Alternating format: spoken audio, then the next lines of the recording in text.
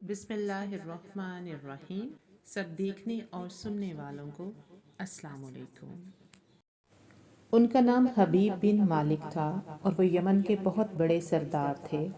ابو جہل نے پیغام بھیجا کہ حبیب محمد صلی اللہ علیہ وسلم نے فلاں تاریخ کو چاند کے 2 ٹکڑے کرنے ہیں، تم یہاں آ جاؤ اور چاند کو دیکھنا کہ وہ 2 ٹوٹے ہوتا ہے یا نہیں۔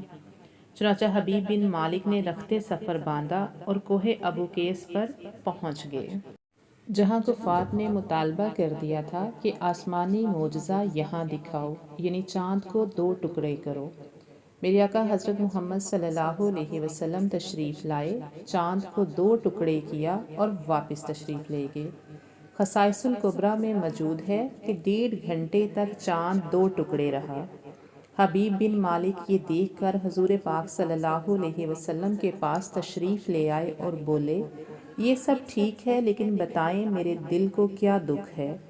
آپ صلی اللہ علیہ وسلم نے فرمایا، تیری ایک بیٹی ہے جس کا نام ستیحہ ہے، وہ اندھی، لولی، لنگڑی، بہری اور گونگی ہے۔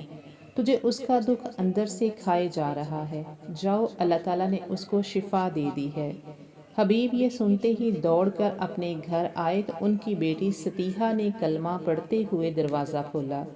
حبیب نے پوچھا کہ ستیحہ تجھے یہ کلمہ کس نے سکھایا؟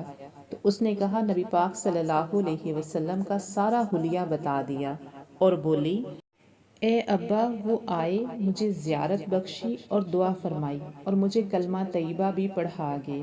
حبیب واپس گئے اور کلمہ پڑھ کر مسلمان ہو گئے۔